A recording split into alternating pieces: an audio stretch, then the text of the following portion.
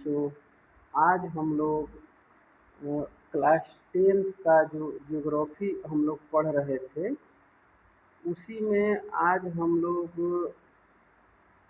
Geography के अंतर्गत हम लोग वन संसाधन के बारे में पढ़ेंगे। वन संसाधन और वन संसाधन में आज हम लोग क्या क्या पढ़ने वाले हैं। तो सबसे पहले हम लोग वन के बारे में जानेंगे। वन क्या है, किसे कहते हैं, कितने प्रकार के वन होते हैं। उसके बाद से हम आगे देखेंगे वन्य जीव संसाधनों के प्रकार, वन्य जीव संसाधनों के प्रकार तथा उसका वितरण भी देखेंगे। उसके बाद से हम लोग इसके अंतर्गत जो जो प्रकार है वन संसाधनों के प्रकार, इसमें हम लोग घनत्व के आधार पर जो वनों के प्रकार है उसको भी हम लोग देखेंगे। जो 5 प्रकार के होते हैं उसको भी हम लोग इस वीडियो में देखेंगे। इसके अलावा हम लोग इसमें प्रशासकीय दृष्टि से, किस दृष्टि से, प्रशासकीय दृष्टि से वनों को कितने भागों में बांटा गया है, तो इस दृष्टि से 3 भागों में बांटा गया है। इसको भी हम लोग इस वीडियो में देखेंगे। और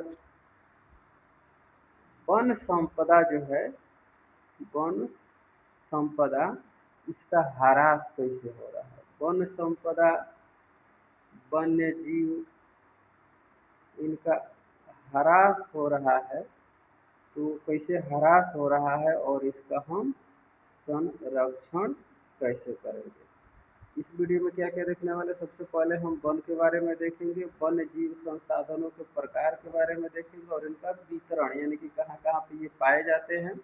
इसके बाद से हम लोग घनत्व के आधार पर 5 भागों में बांटा गया, इसको देखेंगे। प्रशासकीय दृष्टि से कितने भागों में बांटा गया है, तो 3 भागों में, इसको देखेंगे। और इसमें हम लोग आगे वन संपदा, वन्य जीव का ह्रास कैसे हो रहा है और इसका कैसे संरक्षण करना है, इन चीज़ों को हम लोग इस वीडियो में देखने वाले हैं। तो आइए हम शुरू करते हैं। आज का जो हमारा टॉपिक है वो है वन। तो सबसे पहले हम लोग देखते हैं वन के बारे में, ठीक है। तो वन आखिर हम लोग कहते किसे, वन है क्या। तो एक तरह से देखा जाए तो वन वन जो है, हम उस बड़े भूभाग को कहते हैं। वन जो है उस बड़े भूभाग को कहते हैं जो क्या हो, पेड़ पौधों एवं झाड़ियों द्वारा घिरा हुआ, झाड़ियों द्वारा क्या हो, आच्छादित हो, अर्थात घिरा हुआ। तो उसे हम क्या कहते हैं, वन कहते हैं, ठीक है। ये तो हो गया वन का परिभाषा। अब इसमें क्या है, वन होते कितने प्रकार के हैं।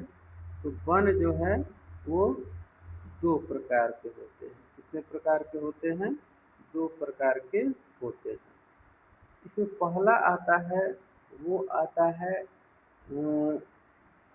प्राकृतिक वन। क्या होता है, प्राकृतिक वन। और इसको भी हम लोग प्राकृतिक वन होता क्या है, तो वैसे वन जो स्वतः विकसित होते हैं। क्या होते हैं, स्वतः विकसित होते हैं, ठीक है। स्वतः विकसित होते हैं उसे हम क्या कहते हैं, प्राकृतिक वन। और दूसरा होता है जो मानव के द्वारा लगाया जाता है, तो इसको हम क्या कहते हैं, मानव निर्मित। क्या कहते हैं, मानव निर्मित वन। इसको हम लोग वानिकी भी कहते हैं। क्या कहते हैं, वानिकी भी कहते हैं। ये किसके द्वारा निर्मित होता है? तो यह मानव के द्वारा। किसके द्वारा? तो मानव के द्वारा निर्मित होता है। तो वन कितने प्रकार के होते हैं? दो प्रकार के। एक होता है प्राकृतिक वन जो स्वतः विकसित होता है, दूसरा है मानव निर्मित वन जो क्या होते हैं? मानव के द्वारा लगाए जाते हैं, इसलिए इसको वानिकी भी कहते हैं। ठीक है। वन जो होता है, अगर हम वन की बात करें तो वन जो होता है वो जैव विविधताओं का आवास होता है। क्या होता है? जैव विविधताओं का क्या होता है? आवास होता है। ठीक है। जैव विविधता मतलब क्या होता है? जीवों में विविधता। क्या होता है? जीवों में, यानी कि जीव जो है अलग अलग प्रकार के होते हैं, उनका खान पान अलग होता है, उनका जो बनावट होता है वो अलग होता है। अगर हम इसके रहन सहन की बात करते हैं तो वो भी अलग अलग होता है। तो ये क्या कहलाता है? ये जैव विविधता कहलाता है। और वन जो है, सभी जैव विविधता के अंतर्गत जितने भी जीव आते हैं सब कहाँ रहते हैं? वन में ही रहते हैं। इसलिए कहा जाता है कि वन जो है वो क्या है? जैव विविधताओं का आवास है। देखिए, अगर हम प्राचीन काल की बात करें, प्राचीन काल की, तो जितनी भी हमारी सभ्यताएं हैं वो कहाँ विकसित हुई हैं? तो नदियों के किनारे, जंगलों में ही विकसित हुई है। क्यों विकसित हुई है? क्योंकि जहाँ पे पानी होता था, जैसे कि नदी के किनारे, कहाँ पे? नदी के किनारे। तो अगर नदी है या फिर समुद्र है, हमें कैसे पता चलता है? तो भारत की सबसे पुरानी जो सभ्यता है, पहली सभ्यता, जिसको हम लोग सिंधु घाटी सभ्यता कहते हैं, तो सिंधु घाटी सभ्यता नाम से ही पता चल रहा है सिंधु नदी के किनारे विकसित हुई है। इसके अलावा आज भी आप देखते हैं जितने भी बड़े बड़े शहर, जैसे हम भारत की ही बात करते हैं तो भारत में मुंबई हो गया, या फिर चेन्नई हो गया, कोलकाता हो गया, तो ये सब समुद्र के किनारे विकसित। ये विश्व का सबसे बड़ा शहर ये है लंदन, ये भी कहाँ है? समुद्र के किनारे है विकसित। तो हम ये ज़्यादातर देखते हैं कि जो सभ्यताएं विकसित हुई हैं वो नदी के किनारे, जैसे चीन की सभ्यता है वो नदी के किनारे हुई है, या फिर मेसोपोटामिया की सभ्यता नील नदी की, मिस्र को नील नदी का देश कहा जाता है कि नहीं? तो ऐसी बहुत सारी जितनी भी सभ्यताएं हैं वो नदियों के किनारे ही विकसित हुई। नदियों के किनारे क्या होता था? जंगल होते, जंगल हो जाते थे। उस जंगल में क्या होते थे? अगर हम नदी की बात करें तो नदियों के किनारे जंगल होते थे, जिसको हम लोग वन भी कहते हैं। वन होते थे क्योंकि पानी जहाँ रहेगा वहीं पे वन होगा, और जहाँ पे वन रहेगा वहाँ पर क्या होंगे? पशु होंगे, पक्षी होंगे। और जहाँ पे वन है, पशु पक्षी है, पीने के लिए पानी है, वहीं पर तो हमारी सभ्यता का विकास हो, सभ्यता का विकास वहीं पर होगा। इसलिए ये जो हमारी सभ्यताएं हैं वो नदियों के किनारे विकसित हुई हैं। और जब क्या हुआ कि पहले तो मनुष्य कच्चा मांस वगैरह खाता था, लेकिन ये अचानक क्या हुआ, कभी आपस में हवा से या फिर आंधी तूफान से रगड़ाने से जंगलों में क्या हुआ, आग लगा, और मनुष्य जो है पका हुआ भोजन खाने लगा। क्या करने लगा?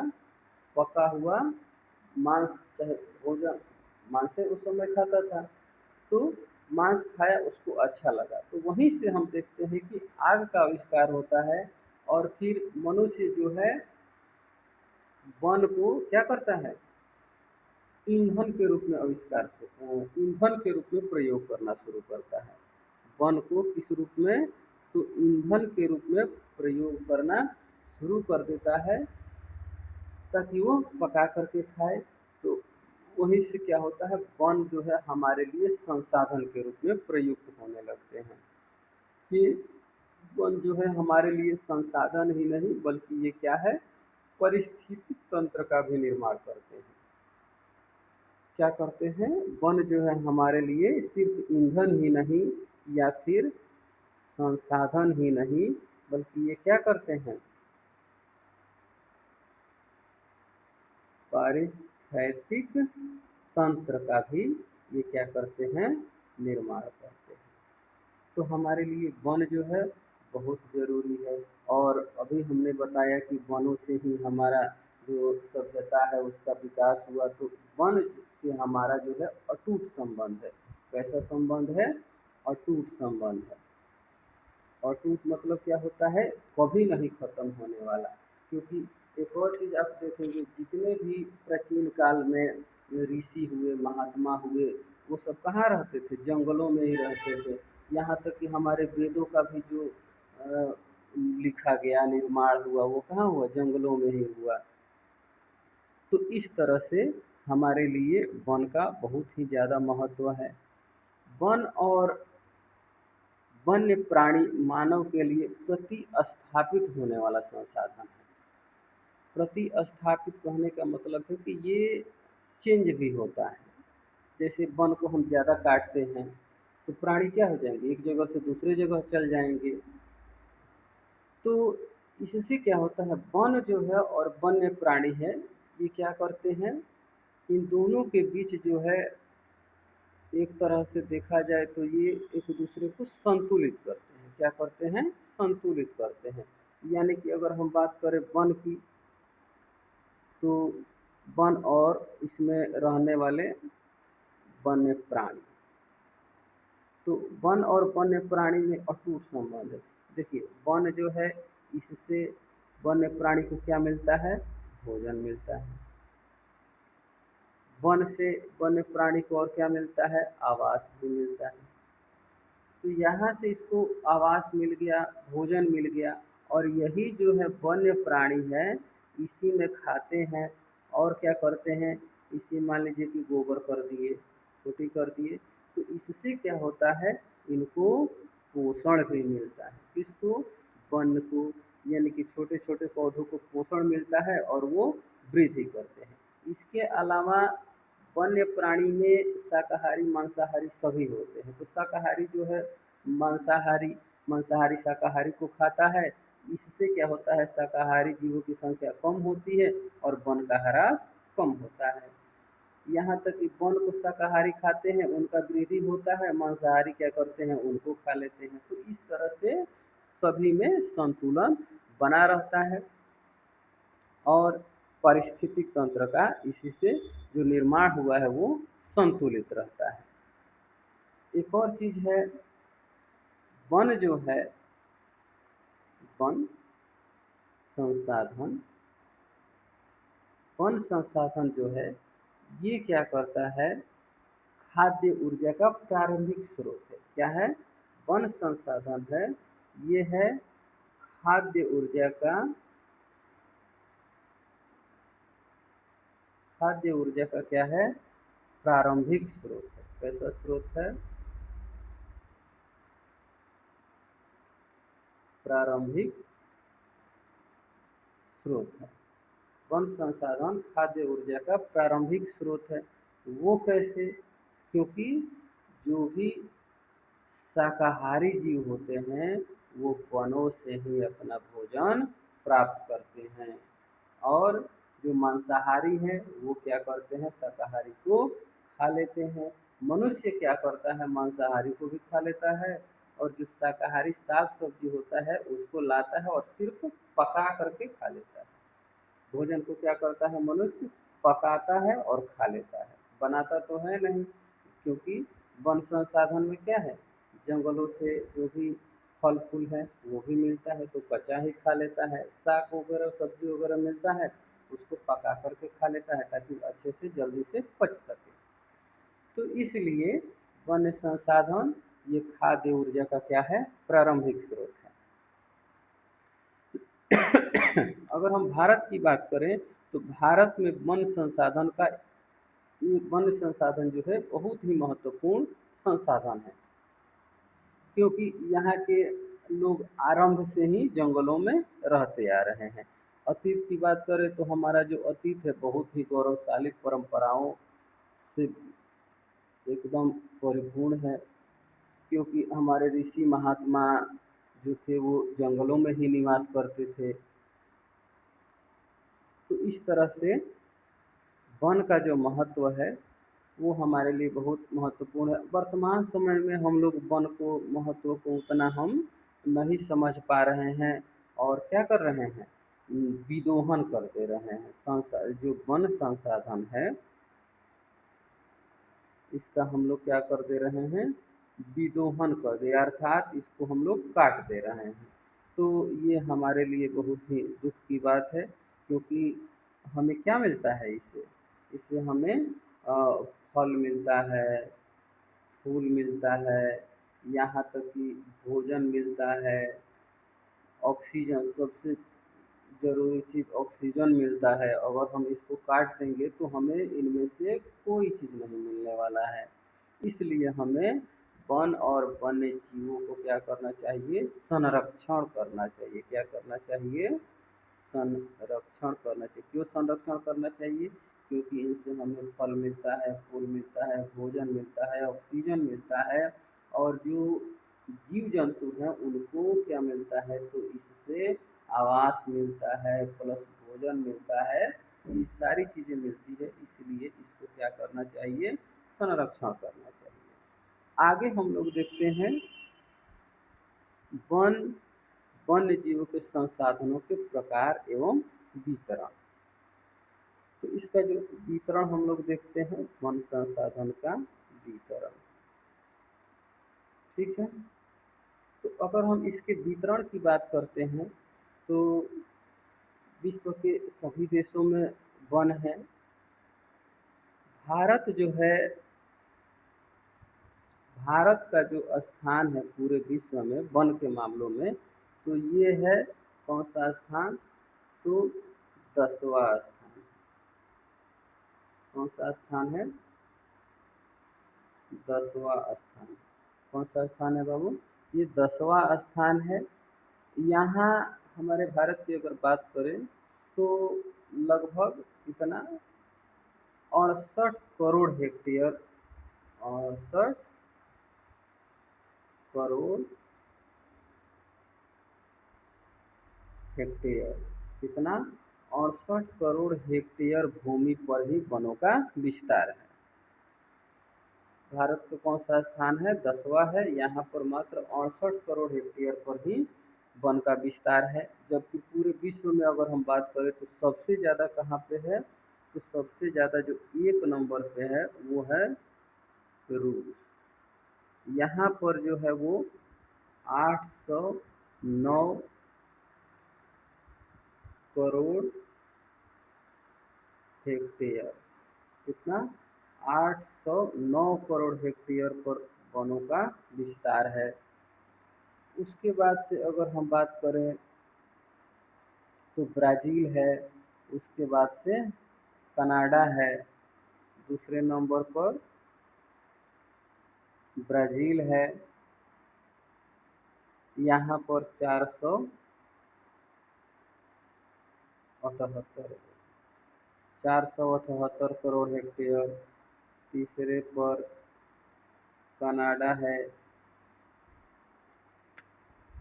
यहाँ पर 310 करोड़ हेक्टेयर है।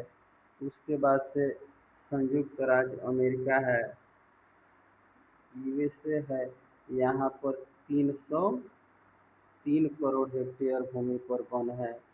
उसके बाद से हम देखते हैं चाइना है। उसके बाद से कौन सा है, चीन है 5 नंबर पर, यहाँ 197 करोड़ हेक्टेयर पर है। उसके बाद से ऑस्ट्रेलिया है, यहाँ पर 164 करोड़ हेक्टेयर भूमि पर वन है।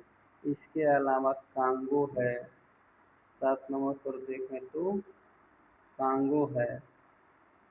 कांगो में 134 करोड़ हेक्टेयर भूमि पर वन है।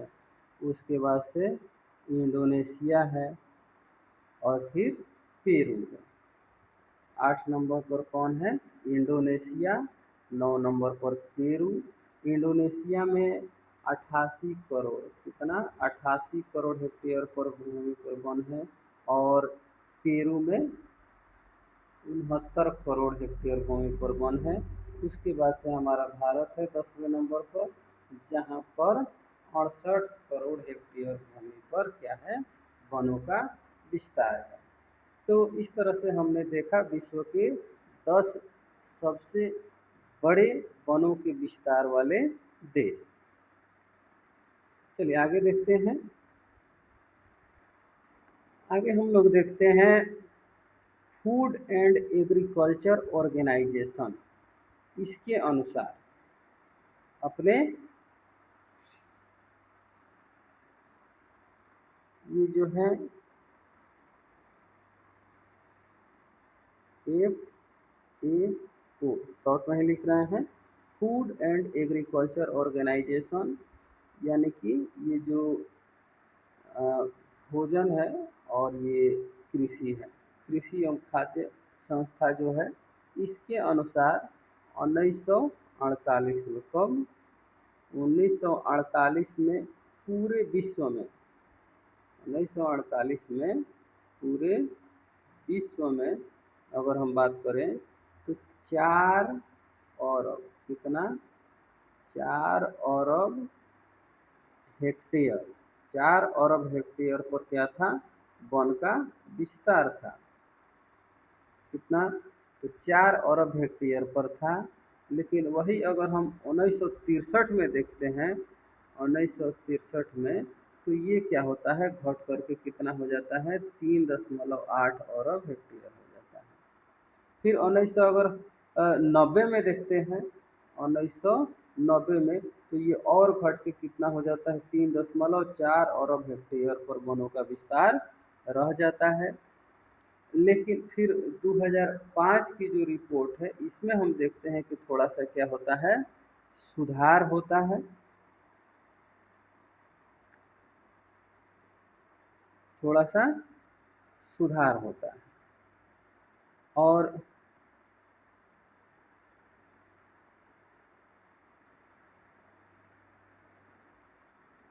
हाँ, इसमें थोड़ा सा सुधार होता है। और लगभग ये 1948 की जो रिपोर्ट है, 4 अरब इसके आसपास पहुंच जाता है, यानी कि 3.952 अरब हेक्टेयर, यानी कि लगभग 4 अरब हेक्टेयर के पास पहुंच जाता है। और 2000 अगर हम अपने भारत की बात करते हैं, कहाँ की, भारत, वैसे देखा जाए तो अ, पूरे जितना पृथ्वी का जो क्षेत्रफल है, ठीक है, पृथ्वी के क्षेत्रफल का कितना होना चाहिए, 33% भाग पर वन होना चाहिए, तभी ये क्या होगा, संतुलित रहेगा।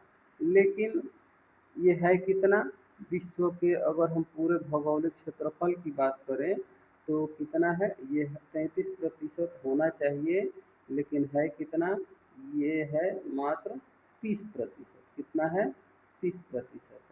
कितना प्रतिशत है, 30% ही बचा हुआ है, जबकि होना कितना चाहिए, होना चाहिए 33%, लगभग ठीक ठाक है। लेकिन अगर अपने भारत की बात करते हैं तो भारत में तो चौपट हो गया है। 2001 की अगर हम सर्वेक्षण के अनुसार देखें, कब की, 2001 की अगर हम रिपोर्ट की बात करें तो 2001 की रिपोर्ट के अनुसार कितना है, 19.27, कितना प्रतिशत है, 19.27% ही क्या है, वन है। ये तो बहुत दिक्कत है।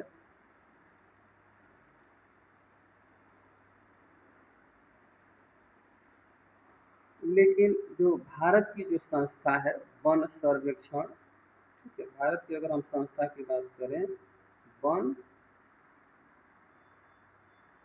सर्वेक्षण या FSI, ठीक है,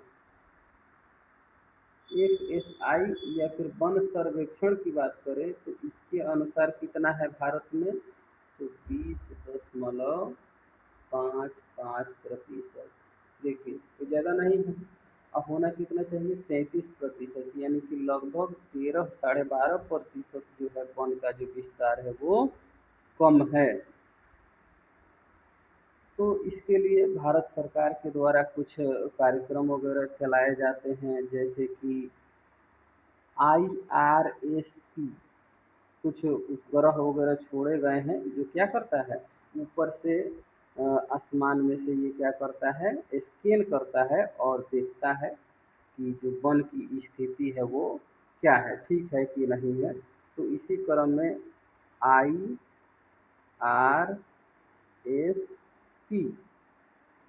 6 ये उपग्रह है।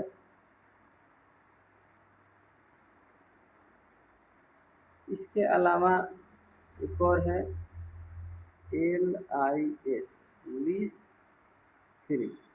तो ये क्या है, एक सुदूर संवेदी उपग्रह है। क्या है, बहुत दूरी पर स्थित इसको कहा जाता है सुदूर संवेदी उपग्रह। क्या कहते हैं, सुदूर संवेदी उपग्रह। ये करता क्या है, तो ये इसमें एक स्कैनर के साथ कैमरा लगा, क्या लगा रहता है इसमें, स्कैनर है, स्कैनर, और क्या लगा रहता है इसमें, कैमरा भी लगा रहता है। ये क्या करता है, स्कैन करता है, कैमरा से देखता है और स्कैन करता है कि जो अभी भारत में वनों की जो स्थिति है वो कैसी है।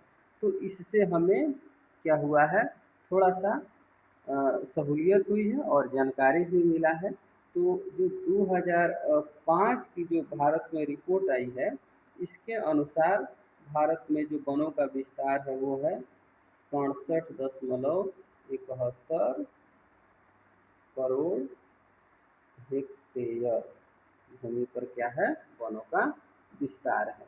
जो पूरे देश का कितना है, 20.60% भूभाग पर क्या है, वनों का विस्तार है। अब हम लोग देखते हैं ये जो वनों का विस्तार है वो कैसा है। ठीक है, अगले पेज में आते हैं। देख रहे थे कि घनत्व के आधार पर, किस आधार पर, घनत्व के आधार पर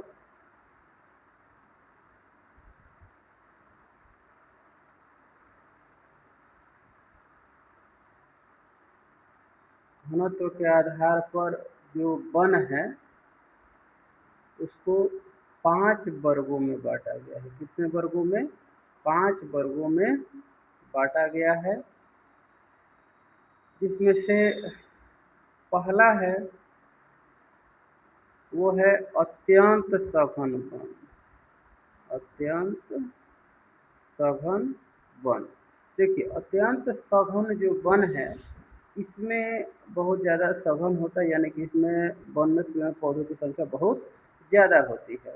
ये जो होता है इसमें वृक्षों का जो घनत्व होता है वो 70% से क्या होता है, अधिक होता है। क्या होता है, 70% से अधिक होता है। दूसरा है सघन वन, इसको हम लोग बाद में देखते हैं, एक एक करके उसको पूरा कंप्लीट करते हैं, चल रहे हैं हम लोग। तो इसमें क्या होता है, 70% से अधिक होता है। ये जो वन है भारत में इसका विस्तार जो है वो है 54.6 लाख हेक्टेयर। कितना, 54.6 लाख हेक्टेयर भूमि पर इसका जो विस्तार है वो है। और अगर हम प्रतिशत की बात करें कुल भौगोलिक क्षेत्र का, तो ये हमारे कुल भौगोलिक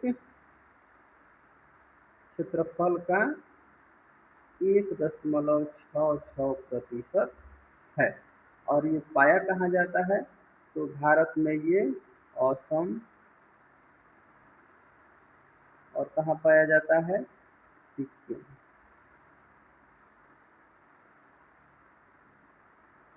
इन दोनों को छोड़कर, असम और सिक्किम, इन दो राज्यों को छोड़कर पूर्वोत्तर के सभी राज्यों में पाया जाता है। तो पूर्वोत्तर में 7 राज्य पाए जाते हैं। कितने राज्य? 7 राज्य, जिसको सेवेंथ सिस्टर भी कहा जाता है। क्या कहा जाता है? सेवन सिस्टर कहा जाता है। तो उसमें से ये असम और सिक्किम को छोड़ करके जो बाकी के जो राज्य हैं, जिसमें अरुणाचल प्रदेश हो गया, उसके बाद से मणिपुर हो गया, नागालैंड हो गया, मेघालय हो गया,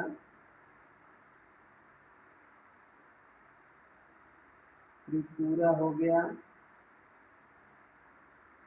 मिजोरम हो गया। कितना हुआ?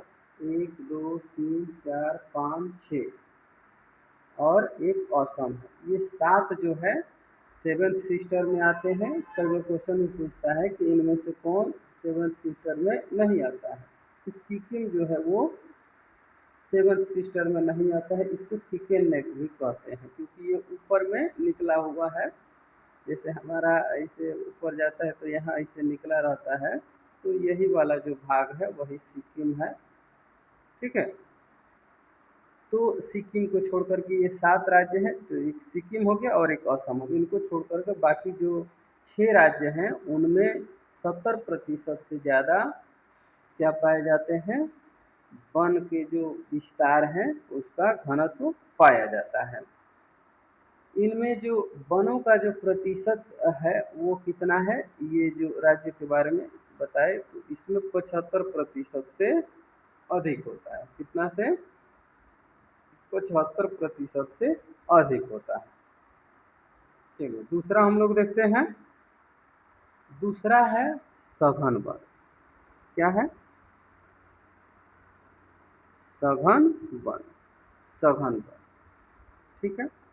सघन वन की अगर हम बात करते हैं तो इसका जो विस्तार है वो है 73.60 लाख हेक्टेयर भूमि पर। कितना है?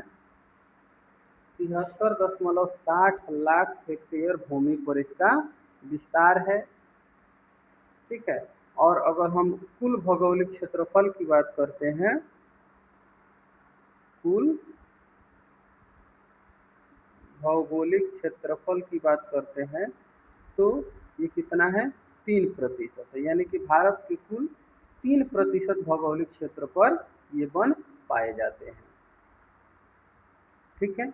इसमें जो वनों का जो विस्तार है वो है हिमाचल प्रदेश। कहाँ? हिमाचल प्रदेश। उसके बाद से है सिक्किम। सिक्किम के बाद से आता है मध्य प्रदेश। मध्य प्रदेश के बाद आता है जम्मू कश्मीर। उसके बाद से आता है महाराष्ट्र और उत्तराखंड। इन राज्यों में इन वनों का विस्तार पाया जाता है।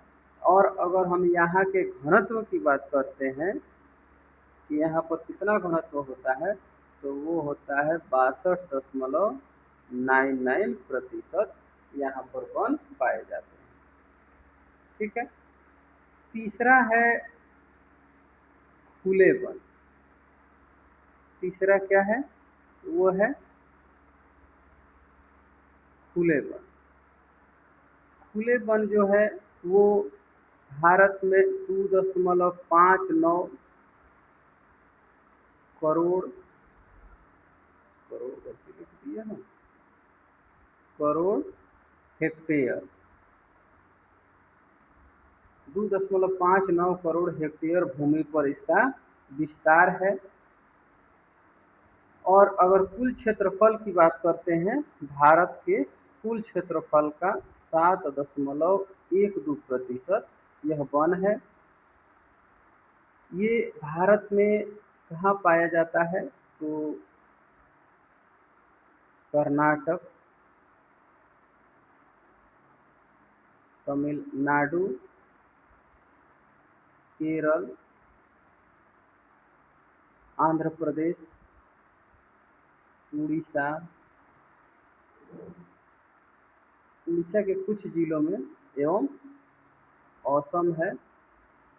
असम के 16 जो आदिवासी जिला है, कैसा आदिवासी जिला है, उसमें पाया जाता है। आदिवासी जिला जो है उसमें इन वनों का विस्तार है। इसमें जो असम में अगर हम बात करें, असम के जो आदिवासी जिला है तो इसमें वृक्षों का जो घनत्व है वहाँ पर है कितना प्रतिशत, तो लगभग 23.89% है असम के जो आदिवासी जिला है उन क्षेत्रों में।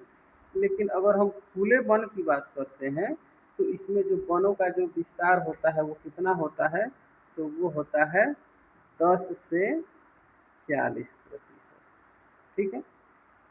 इसके पहला वाला में यहाँ पर हम लोगों ने सघन वन में देखा था, इसमें कितना प्रतिशत होता है वृक्षों का घनत्व, तो इसमें होता है 40 से 70%। ठीक है। पहला में कितना था, 70% से ऊपर। दूसरा में क्या था, 40 से 70% के बीच। तीसरा जो है खुले वन, इसमें कितना है, तो 10 से 40% के बीच है। ठीक है। इसके बाद से चौथा जो है वो है झाड़ियाँ एवं अन्य वन। इसमें क्या आता है, झाड़ियाँ एवं अन्य वन। देखिए अब 10% से जहाँ कम है वहाँ पर तो झाड़ी ही पाया जाएगा, छोटे मोटे वृक्ष पाए जाते हैं। तो झाड़ियाँ एवं अन्य वन ये आते हैं जहाँ पे क्या हो, यहाँ जो वन में वृक्षों का विस्तार है वो है 10% से क्या है, कम है, 10% से भी कम। तो 10% से कम कहाँ आएंगे, तो इसमें आते हैं मरुस्थलीय इलाके, जैसे राजस्थान, राजस्थान हो गया, पंजाब हो गया, हरियाणा हो गया, इसके अलावा यूपी हो गया, बिहार भी इसी में आता है, वेस्ट बंगाल भी आता है। यानी कि यहाँ पर देखा जाए तो ये तो राजस्थान मरुस्थल है, पंजाब, हरियाणा, यूपी, बिहार, वेस्ट बंगाल, ये कृषि से ज़्यादा यहाँ पर कृषि किया जाता है। तो पेड़ पौधों को काट करके क्या बना दिया जाता है, खेत बना दिया जाता है, इसलिए यहाँ पर पेड़ पौधे बहुत कम पाए जाते हैं। अगर यहाँ के अगर हम क्षेत्रफल की बात करते हैं तो कुल भूमि का अ, दू कुल भूमि का 8.68% है। कितना प्रतिशत, और अगर हम भूमि की बात करते हैं तो 2.459 हेक्टेयर भूमि, इतना भूमि है। कितना भूमि है, तो चौथा जो है झाड़ियाँ एवं अन्य वन है, इसमें का कितना वन होता है, तो 10% से कम होता है।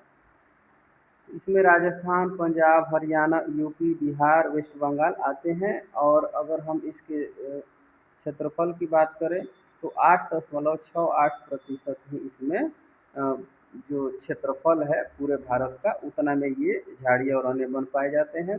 और अगर हम भूमि की बात करते हैं तो 2.459 करोड़ हेक्टेयर भूमि पर ऐसे वनों का विस्तार है। ठीक है। और अगला जो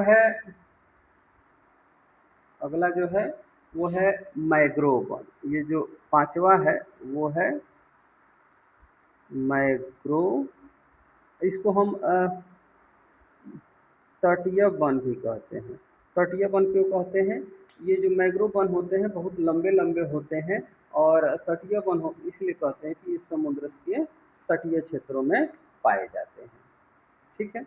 इसका जो विस्तार है मात्र 5%, कितना है, मात्र 5% है। इस वन का जो विस्तार है वो मात्र 5% है। और अगर हम भारत में बात करते हैं तो 4,500 किलोमीटर है, बस 4,500 किलोमीटर है। पूरे विश्व का 5% भारत में है, 4500 किलोमीटर।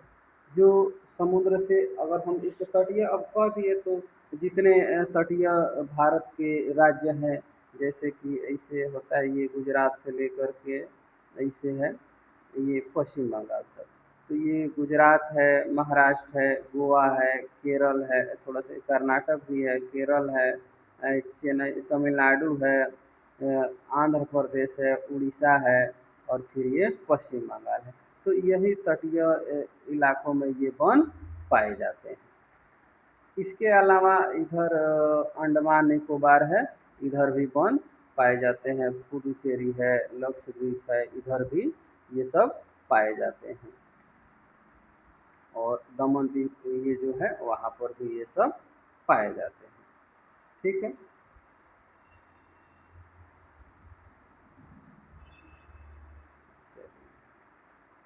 तो आगे हम लोग देखते हैं ये जो क्षेत्रफल है, अगर हम अपने देश के क्षेत्रफल की बात करते हैं तो पूरे देश के 0.14% क्षेत्रफल पर ही ये जो वन है उसका विस्तार है। और 4.4 लाख हेक्टेयर, कितना, 4.4 लाख हेक्टेयर भूमि पर इस वन का विस्तार है। ठीक है। और इसमें भी अगर हम बात करें तो सबसे ज़्यादा कहाँ पर विस्तार है तो वो है वेस्ट बंगाल। कहाँ? वेस्ट बंगाल में 46%। कितना? 46%। सबसे ज़्यादा 46 कह रहे हैं, ये गड़बड़ हो गया। ये है 47.6%। कितना है? 47.6% है। जबकि दूसरे स्थान पर अगर हम बात करें तो वो है गुजरात। क्या है? दूसरे स्थान पर गुजरात है, जहाँ पर 21%। कितना? 21% पाया जाता है। और तीसरे स्थान पर अगर हम बात करें तो अंडमान एंड निकोबार, अंडमान एंड निकोबार यहाँ पर है 14%। कितना प्रतिशत? 14% है। ठीक है। अब थोड़ा सा बिहार में है तो बिहार के बारे में भी देख लेते हैं। बिहार में जो हमारे जो वन का विस्तार है अगर हम उसके बारे में बात करें तो बिहार में वन का विस्तार क्या कहा जाए, कई बार ऑब्जेक्टिव क्वेश्चन भी पूछा हुआ है कि बिहार में कितने प्रतिशत भूभाग पर वन है। तो क्वेश्चन आता है 7%। कितना प्रतिशत? 7%। वैसे होता कितना है तो 7.1% भौगोलिक क्षेत्रफल का 7.1% भूभाग पर ही बिहार में वन पाया जाता है। और बिहार में वैसे भी 38 जिला में से मात्र ये जो 17 जिला है वहाँ पर एकदम ख़त्म हो गया है, समाप्त हो गया है। ठीक है। ये जो 38 जिला है इसमें से 17 जिला में वन समाप्त हो गया है। और बाकी जो जिला बचा है वहाँ पर छोटा मोटा झाल झुरमुर जैसे बचे हुए हैं। उसमें भी पश्चिम चंपारण है, मुंगेर है, बांका, जमुई, नवादा, नालंदा, गया, रोहतास, कैमूर और औरंगाबाद जो जिला है उसी में थोड़ा सा कुछ वनों का विस्तार बचा हुआ है, जिसका अगर हम क्षेत्रफल की बात करते हैं तो वो कितना है 3700 किलोमीटर स्क्वायर, यानी कि 3700 वर्ग किलोमीटर में ही वन बचे हुए हैं। और बाकी जो ज़िले हैं 17 जिला में तो खत्म है। और जिसमें वन है उसमें जो जहाँ पे वन है तो उसमें मात्र कितने जिलों में वन है? 10 जिलों में वन है। 17 जिला में है ये नहीं, तो 17 10 27, बचा कितना 11। तो 11 जो जिला है उसमें समझिए कि झार झुरमुट जैसे बचा हुआ झाड़ी उड़ी बचा हुआ बस वही है। नहीं तो बिहार में क्या दिक्कत है, तो बिहार में क्या है कि यहाँ के जो भूमि है वो उपजाऊ भूमि है। क्या करता है लोग कि उसको काट के जंगल को काट के खेत बना देता है लोग, इसलिए यहाँ पर जो जंगल है वो भी खत्म हो जाते हैं। कई बार क्वेश्चन भी पूछता है कि बिहार में वन का विस्तार बहुत कम है, इसके क्या कारण है। तो कारण सीधा सिंपल है। बिहार का जो भूमि है, बिहार के बीचों बीच से गंगा नदी निकलती है और गंगा नदी अपने साथ जलोढ़ मिट्टी लाती है और बाढ़ वगैरह क्षेत्रों में फैला देती है। जलोढ़ मिट्टी चूँकि बहुत ही उपजाऊ होती है तो फैला देती है। अब क्या होता है, यहाँ पर फसल बहुत अच्छा होता है, तो चूँकि पेड़ ओड़ रहते हैं तो फसल हो नहीं पाता है। लोग क्या करते हैं, उसको काट देते हैं और उसको खेत बना लेते हैं। इसलिए बिहार में क्या है, वनों का जो विस्तार है वो बहुत कम है। ठीक है, चलिए आगे हम लोग देखते हैं प्रशासकीय दृष्टि से। किस दृष्टि से? प्रशासकीय दृष्टि से वनों को कितने वर्गों में बांटा गया है?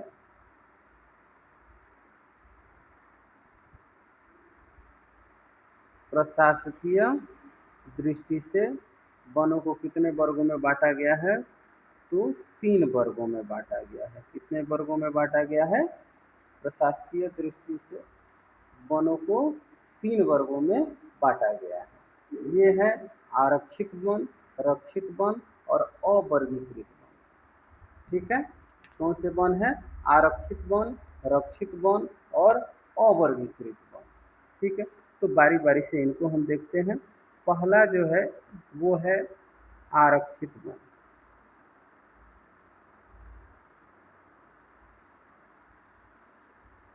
आरक्षित वन, आरक्षित वन क्या होता है?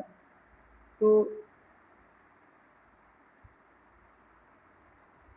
ये पूर्ण रूप से आरक्षित रहता है, पूर्ण रूप से आरक्षित, यानी कि इसमें ना तो आप लकड़ी काट सकते हैं और ना ही क्या कर सकते हैं, पशु चरा सकते हैं, ना ही पशु चरा सकते हैं। यानी कि उसमें समझिए तो घुसना मना है, ना खुद को और ना ही पशुओं को ले जाना मना है। ठीक है, पूर्ण रूप से ये क्या रहता है, रिजर्व रहता है। इसमें आप कोई भी हरकत नहीं कर सकते हैं। ठीक है, इसमें वन, इसमें जो है वन और वन्य जीवों के संरक्षण के लिए ये समझिए तो सबसे मूल्यवान माना जाता है। ये जो आरक्षित वन है, ये वन जो है और वन्य जीवों के लिए, ये जो आरक्षित वन है वन्य जीवों के लिए सबसे मूल्यवान माना जाता है। ठीक है, सबसे मूल्यवान माना जाता है। क्यों माना जाता है? तो इसका बहुत सारा कारण है। अगर इसमें मनुष्य हस्तक्षेप करेगा तो उसको सबसे पहले तो काटना शुरू करेगा, काट देगा तो जानवरों को क्या होगा, अनुकूल परिस्थितियाँ नहीं मिलेगी, और अनुकूल परिस्थिति नहीं मिलेगी तो फिर वे अपना वृद्धि नहीं कर पाएंगे, और जब वृद्धि नहीं कर पाएंगे तो धीरे धीरे खत्म हो जाएगा। पेड़ को मनुष्य काट देगा और जो जीव जंतु होंगे वो अपने आप मर जाएंगे, उनका वृद्धि नहीं, प्रजनन नहीं हो पाएगा। इसलिए क्या किया गया है, इसको आरक्षित कर दिया गया है। और ये जो आरक्षित है इसका जो प्रतिशत है लगभग आधे से अधिक, 54% जो वन है उसको क्या किया गया है, आरक्षित वन घोषित किया गया है। कितने प्रतिशत को?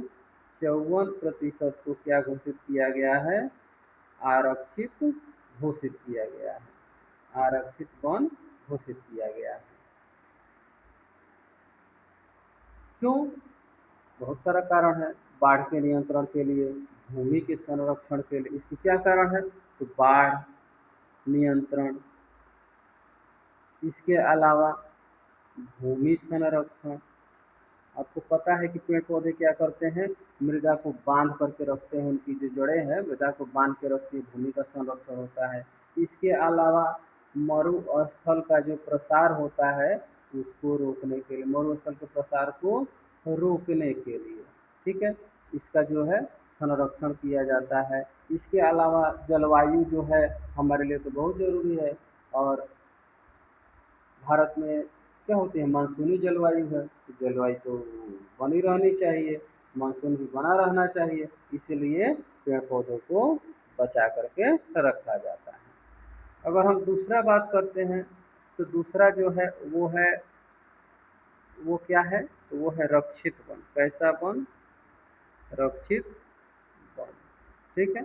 रक्षित वन क्या है, तो देखिए इसमें आपको, जैसे इसमें न तो लकड़ी काटने की इजाज़त थी और ना ही पशु चराने की, लेकिन इसमें क्या होता है कुछ दूर तक, ठीक है, कहाँ तक, कुछ दूर तक इसमें क्या होता है, आप लकड़ी काट सकते हैं, ठीक है, लकड़ी काट सकते हैं और पशु को भी चरा सकते हैं, ठीक है, लेकिन कुछ दूर तक, पूरा नहीं, कुछ दूर तक आपको क्या होती है, छूट होती है, पूरे तक नहीं, इसलिए इसको क्या कहा गया है, रक्षित वन कहा गया है, ठीक है। इसको भी समझिए कि वही बात है, वन जो है वो विनाश हो रहा है, इसीलिए उसको बचाने के लिए ऐसा नियम लगाया गया है। ये जो है रक्षित वन जो है पूरे भारत का 1/3 यानी कि देखा जाए लगभग 29%, कितना है, 29% जो वन है वो कैसे हैं, रक्षित वन है। भारत में रक्षित वन कितना है, 29%, ठीक है। तीसरा जो है, अगले पेज में आते हैं, तीसरा जो है वो है अवर्गीकृत वन, ठीक है। तीसरा क्या है, ग है, वो है अवर्गीकृत वन, ठीक है, अवर्गीकृत वन, यानी कि इसको किसी भी वर्ग में नहीं रखा गया है, ठीक है। यानी कि जो रक्षित वन है और आरक्षित वन है उनको छोड़कर जितने भी वन हैं वो सब किस में आ जाएंगे, तो अवर्गीकृत वन में आ जाएंगे। तो एक में था 54%, इसमें था 29%, ठीक है, यानी कि 54 प्लस कितना, 29% को छोड़ करके जितना बचा, कितना बचा, 17%। तो ये जो 17% हैं वो वन किस में आएंगे, तो अवर्गीकृत में आएंगे, ठीक है। इसमें क्या रहती है, पूर्ण रूप से स्वतंत्रता रहती है, यानी कि आप जाइए जो मन करे वो करिए, आप उसमें पशु चराइए, लकड़ी काटिए, कुछ करिए। इसमें जो है सरकारी जो है भूमि, कैसा भूमि, सरकारी भूमि, बंजर भूमि, इसके अलावा निजी स्वामित्व, यानी कि जैसे कि क्या कहते हैं, जो कोई व्यक्ति बगीचा लगाया है वो भी इसके अंतर्गत आ सकते हैं, ठीक है, इसमें जो है वो भी आ सकते हैं।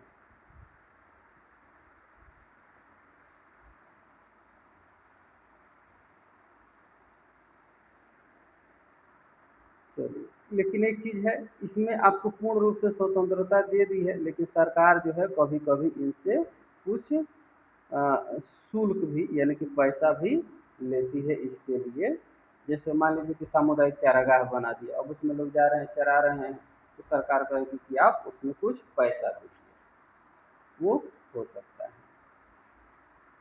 चलिए आगे हम लोग देखें, अगर आरक्षित और रक्षित वनों के विस्तार की बात करें, कौन सा, आ, रक्षित एवं रक्षित, आरक्षित एवं रक्षित वनों के विस्तार की बात करें तो इसका जो विस्तार है वो सबसे ज़्यादा कहाँ है, एमपी मध्य प्रदेश में है, यहाँ पर इसका 75% है, कितना है, 75% है। इसके अलावा जम्मू कश्मीर, उसके बाद से आंध्र प्रदेश, उत्तराखंड, केरल, तमिलनाडु, वेस्ट बंगाल एंड महाराष्ट्र, बिहार, हरियाणा, पंजाब, हिमाचल प्रदेश, उड़ीसा और राजस्थान में रक्षित वनों का एक बड़ा सा अनुपात है। और पूर्वोत्तर के जो राज्य हैं जिसमें गुजरात में अधिकतर वन अवर्गीकृत है।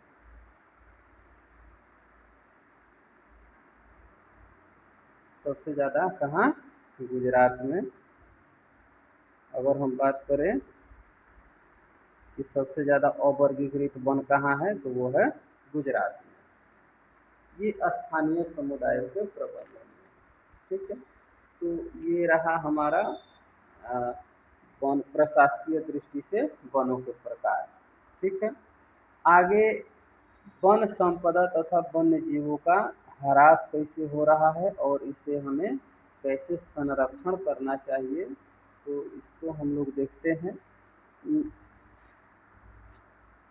हमारे यहाँ उपनिवेश काल से, यानी कि जब अंग्रेज थे भारत में, जब अंग्रेज थे उस समय से ही अंग्रेजों ने क्या किया, रेल के लिए रेल मार्ग, सड़क, ठीक है, इन सभी का विकास करने के लिए वनों का क्या कर दिया, विदोहन कर दिया, ठीक है। यानी कि खूब मन भर काटा। जो कीमती लकड़ियाँ होती थी वो अपने देश इंग्लैंड भी भेज देते थे, कुछ यहाँ पर रेल की जो पटरी है उसमें बिछाने में उसका उपयोग किया और कुछ भेज देते थे। 20वीं सदी के मध्य अगर हम बात करें तो 24% क्षेत्र पर वनों का विस्तार था, ठीक है। 1900 ईस्वी के बाद भारत में लगभग 20वीं सदी में, ठीक है, 20वीं सदी में 24% भूभाग पर वनों का विस्तार था। लेकिन 21वीं सदी जैसे चढ़ा उसमें हम देखते हैं यह घट करके कितना हो गया, 19% हो गया, ठीक है। इसमें क्या हुआ, अब इस ऐसा क्यों हुआ, तो इसमें मानवीय हस्तक्षेप बढ़ गए, ठीक है। क्यों हुआ, तो इसमें मानवीय हस्तक्षेप जो है वो बढ़ गए, और मानवीय हस्तक्षेप जहाँ बढ़ेगा वहाँ तो चौपट होना निश्चित है। इसमें पालतू जो पशु थे उसके द्वारा अनियंत्रित चारण किया गया, जैसे मन किया वैसे काटा लोग, इधर उधर किया लोग। तो इससे क्या हुआ कि अगर हम बात करें तो जो भारत का जो वन सर्वेक्षण रिपोर्ट है, कौन सा वन सर्वेक्षण रिपोर्ट है, इसके अनुसार अगर हम बात करें तो प्रति वर्ष 0.5 घन मीटर, ठीक है, 0.5